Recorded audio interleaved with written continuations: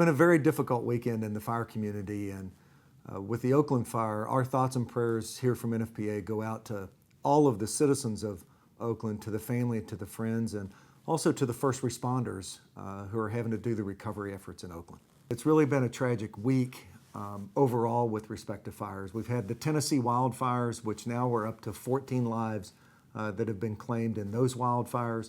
We have obviously the Oakland fire, where we're up to 36 with respect to the loss of life there. We have a fire that just occurred in Pakistan in a hotel that's taken the lives of 12 people.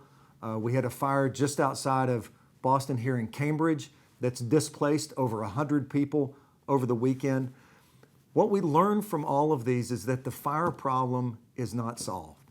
These are all four very different cases of fire, but all great examples of why we can't be complacent just because our numbers have gotten better over the last decades. People really don't see fire as an immediate threat in today's world. We've done a great job over the decades at actually reducing the number of fires and the number of fire deaths. But when fires do occur, they can be deadly and disastrous. And so people that make changes to a building without letting the officials know that those changes are happening, or buildings being used for a completely different use than what they were intended for, all can lead to really disastrous results. And so we need to not be complacent around fire. We hope that nobody would ever have a tragic fire, but you really have to be prepared. You have to know that this can be an instance, and you have to be prepared to take that action if a fire does occur. So if you take a look at over the decades, how have we been able to reduce these losses? And I attribute a lot of this to excellent fire codes and an excellent enforcement system that we've had in place for many, many decades. That's one of the key elements that has allowed us to reduce this. So we need to make sure that cities continue to adopt the latest codes. We revise our codes practically every 3 years.